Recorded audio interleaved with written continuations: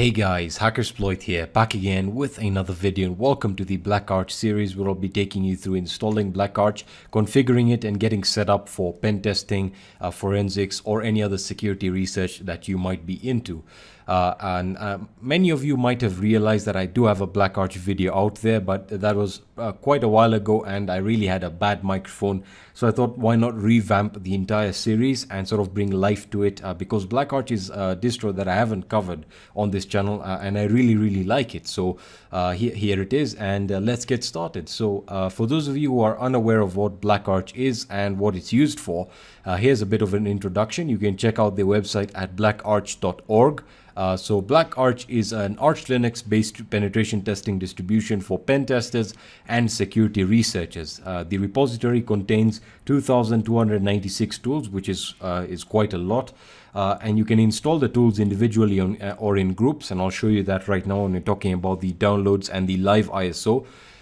So Black Arch is compatible with existing Arch installs, which means you can use the Black Arch script to install it on Arch Linux or any other Arch-based distribution. You can also check out the installation instructions within the guide if you are into installing it and reading the instructions, on a website. Instead of watching this video, you can do that as well. And we can go into the downloads page, a very well organized page, a website, I must say. So in terms of the downloads, you have great organization here. You have live ISOs, the OVA images for hypervisors. So you can download the OVA image if you do plan on running this on VMware, VirtualBox, or any other hypervisor. I believe QEMU is the other one that's supported.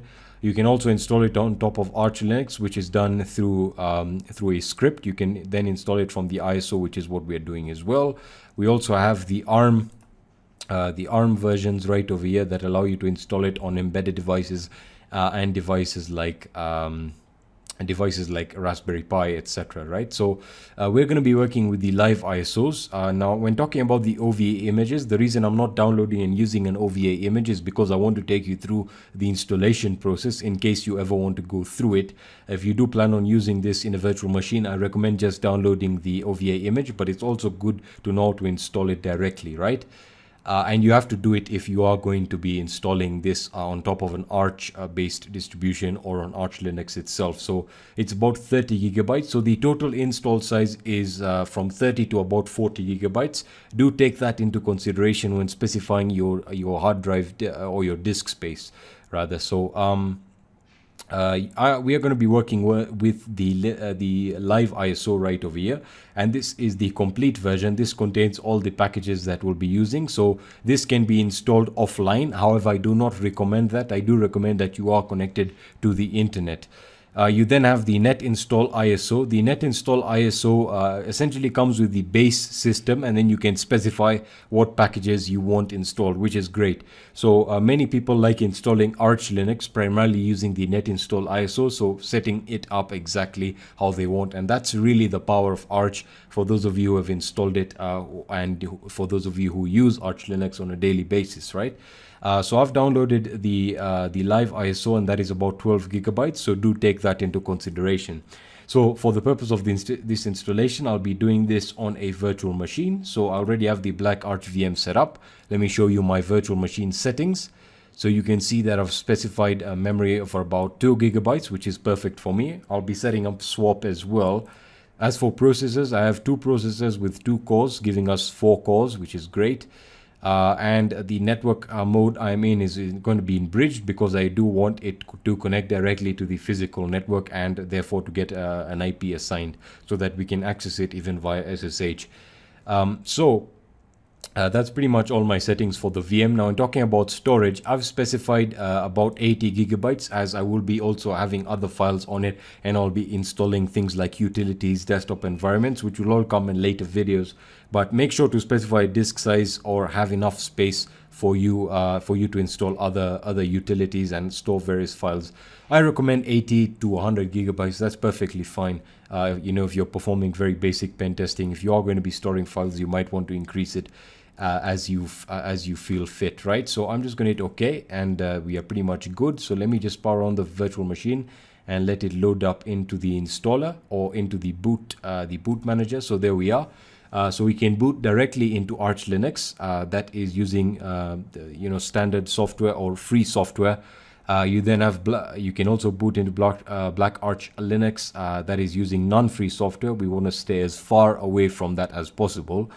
You can boot into the existing OS if you are planning on dual booting Arch. You can run a mem test, which is great, allows you to test your memory for any issues. You can also check your hardware information, reboot and power off. In our case, we are going to be booting into Black Arch Linux, so I'm going to hit enter right over here, and I'll wait for this to load up. Alright, so now we are in the live system. We've successfully booted in. Remember, we now need to install it, and the Black Arch install is done using a script. So by default, you can check out the various desktop environments that it comes with, but more like window managers. So you have i3, OpenBox, Fluxbox. By default, we want to stay with the default configuration, which is using, I think, Fluxbox or OpenBox. I'm not too sure. It's been quite a while.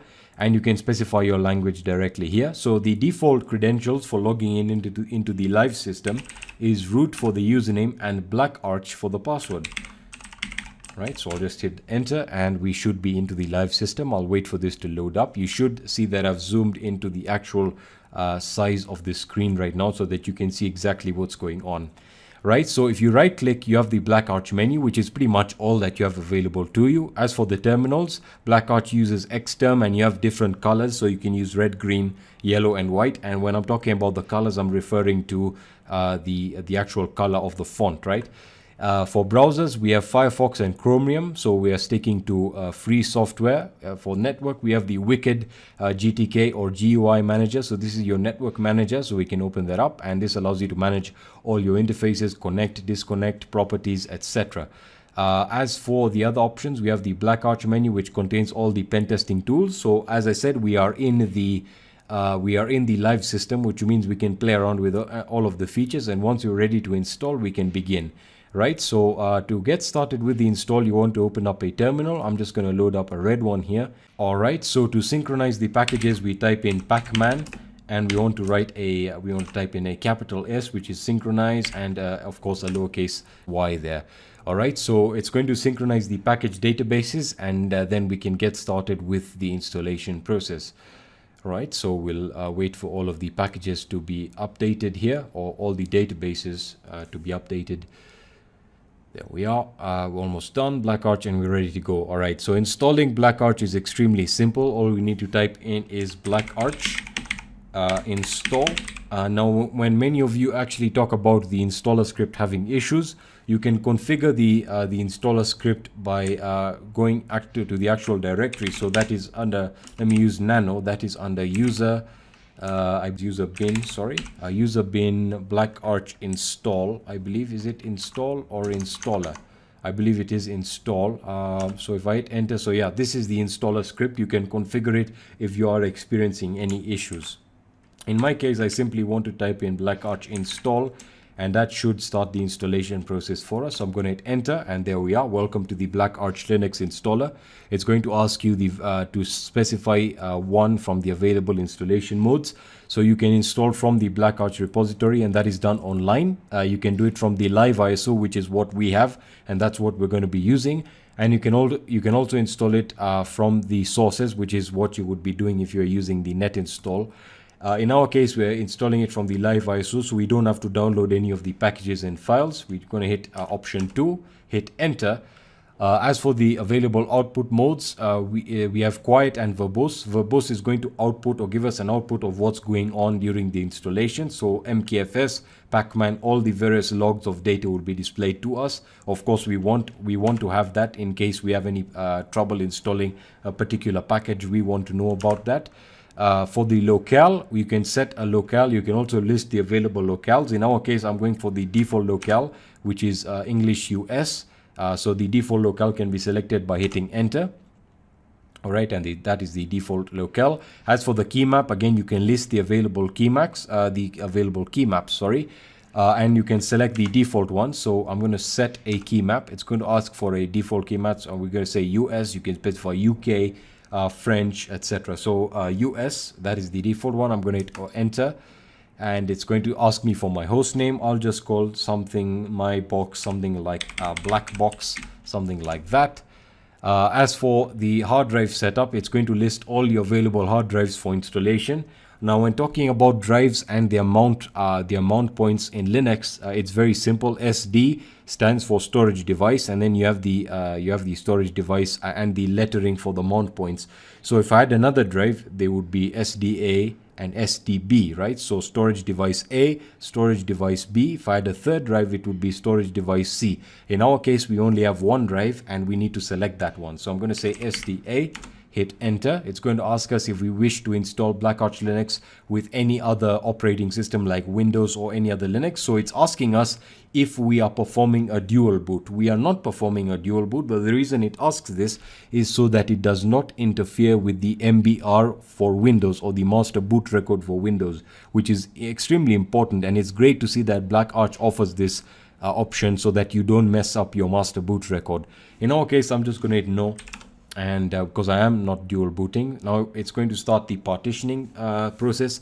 So it's going to ask us if we want to create partitions with CF disk. So the root partition, the boot partition, and the swap partition. I'm going to hit yes, and I'll show you how to do that right now. Start with an in-memory zeroed partition table. Yes, I want to do that, and I hit enter. For the label type, let us use the standard, which is DOS. Hit enter, and right over here we have our partitioner.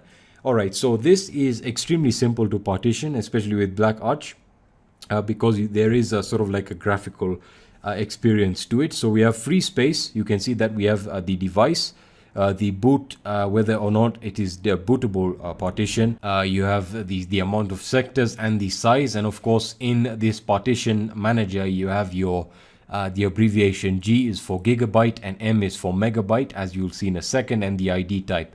Right, so we want to hit new, so I'm going to hit enter, and it's going to ask us for the partition size. So the first partition we want to create is our boot partition. This is where the grub bootloader is going to be stored.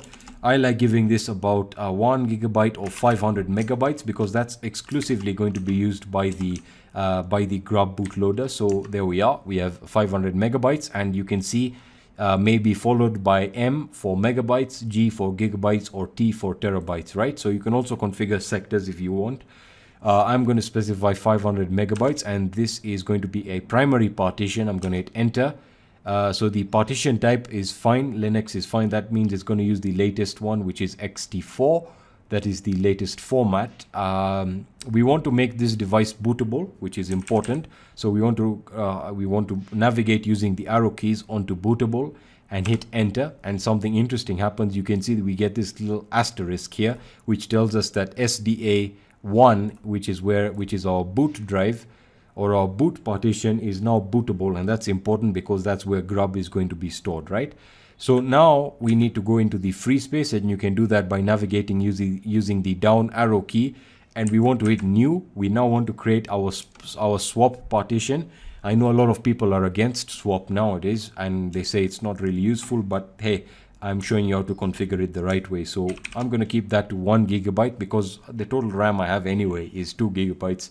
So that makes mathematical sense. So I'm going to hit enter, and that is going to be a primary partition. However, for the type, we want to specify that this is a swap partition. So I'm going to hit type, and swap is usually under option 82. So you can specify the various types of partitions right over here. They may not even be supported, but they're available for you. So you have NTFS, you have Linux extended, and you have things like XT4, you have things like FAT32, FAT16, really old format types, but again, we're using Linux swap now, so I'm going to hit enter, and that should not be bootable, that's simply swap. So for that, I think that's perfectly fine. We want to go down into the free space, and this is going to be where we'll store all our files. So we want this to use all of the remaining space. So I'm going to hit new. The partition size, we'll leave it to its maximum configuration, which is 78.6 gigabytes, and I'm going to hit enter. It's a primary partition, and we are pretty much done now. All right, so we want to, since we're actually done now, we can sort of play around with any of the partitions you wanted you wanted to write. If you wanted to create any other ones, you can go ahead and do that right now. I'm pretty much good to go. So we want to write the partition table to the disk so that we have set the partition settings and what we have as the what we have as what we have as the boot partition, what we have as the actual swap partition, and the other partition that we created where our files are going to be stored. So I'm going to hit write, and it's going to ask us if we are sure we want to write the partition table to the disk. I'm going to hit yes and hit enter, and it's going to tell you that the partition table has been altered, and we can now hit quit. And now it's going to ask us right now over here if we want to encrypt the root partition, which is where our files are going to be stored. I'm not going to do that because I really am not going to be storing anything important, but it's great that it does give you that option. I'm going to hit no, and there we are. So there we are. Now it's going to ask us to specify what partitions are what. All right, so it's going to say, hey, can you specify what your boot partition is? Remember, we created the boot partition first, so that is going to be dev sda1. So we're going to specify it. Make sure to specify the relative path. That's very important. So sda1. It's now going to ask you for the boot file, the file system type, which is going to be ext4. It's using the latest version. It's now going to ask you for your root partition. That is the partition we'd created for all our files. So that is going to be dev sda3. So dev sda3, dev sda3, hit enter. That is also ext4. I'm going to hit enter. It's now going to ask you for to specify your swap partition. So we created that we created our swap partition second. So that is going to be sda2. That was about 1 gigabyte. So dev sda2, and I'm going to hit enter. And it's going to ask you to confirm whether this is correct, and I'm going to hit yes, that is correct. And it's going to start formatting the partition. So it's going to say, are you sure you want to go ahead with the partitioning and formatting? So if you have any data on this disk, you might want to get rid of it. However, I'm guessing you don't, so I'm just going to hit yes, hit enter, and it's going to begin formatting the drives. So we'll wait for this to complete formatting and it's going to begin the installation process. So it's going to start dumping all the data from the live ISO. So again, grab a coffee and pop some shells. So it's going to fetch the total size to transfer. So you want to give this a few seconds, and immediately it'll start the installation process, right? So right now it's calculating the amount of data that is required, and it's essentially dumping all the data from the live ISO. The install is about 40 gigabytes, I believe, and it will require more than 40 gigabytes for the installation. So you want to keep that in consideration when specifying your disk. Again, that's very, very important, right? So let me just wait for this to start up, or for the installer to start up. All right, so the installer has started, and as you can see, it started the installation process. So it's going to take a while. Now, I do mean this, that it's going to install an actual 40 gigabytes, so you want to give it its time. It usually takes me about 30 minutes to install Black Arch on my disk drive, which is an actual hard drive. I'm not installing this on an SSD, so that might influence the speed. But again, you can wait for that to complete the installation, and I'll get back to you when that's done. Alright, so the installation is now complete, and it is asking us to set our root password. So let me do that right now. So that is set. It's going to ask me to retype the password, and the root password is set. It's now going to prompt me to enter or to select whether or not I want a normal user account. I will hit yes, I do. The username is going to be Alexis, and it's now going to ask me to specify the password for Alexis. I'm going to hit enter, and there we are. So the password has been set successfully. It's now going to install the grub bootloader, and of course there we are. It's done successfully without any issues. And yeah, there it is. And now it's going to ask us to specify our time zone. I'm just going to specify UTC. So I'm going to hit yes, like so. And what is your subzone? I'm going to specify, let's see, well, if we could just specify UTC over here. So I'm going to hit enter. It's going to now unmount the file systems. As you can see, it gives you these little funny messages like game over. So now it's syncing the disks. And there we are. The Black Arch Linux installation was successful, and it's going to take us back to our terminal. And in this case, we now want to reboot our system. So I'm going to do that right now. I'm going to wait for it to reboot. All right, so it is rebooted, and as you can see, we now are in grub, and we're able to specify Black Arch Linux and the advanced options as well. So I'm going to hit Black Arch Linux right over here, and I'll wait for it to load up into the login screen. All right, we are now back in the login screen, and everything is similar to when we had loaded it up. We had loaded up the live ISO. So again, we're going to log in with the root user, and remember we had set the password for our root user at the end of the installation. So I'm going to hit that and we should be in. And of course you can now check your disks to see how much space was consumed. So I'm going to open up a terminal here, and yet let us use fdisk-l here to list all the partitions. So you can see we have the boot partition, we have the swap partition, and right over here we have our root partition that contains all our files. So that is pretty much how to install Black Arch Linux, and we have successfully done it. Now in the next video, we'll be taking a look at getting everything essential installed, all the utilities, desktop environments, and configuring it for full use now. Alright, so that's pretty much going to be it for this video. Let me know if you have any questions or suggestions, and I'll be seeing you in the next video. Peace.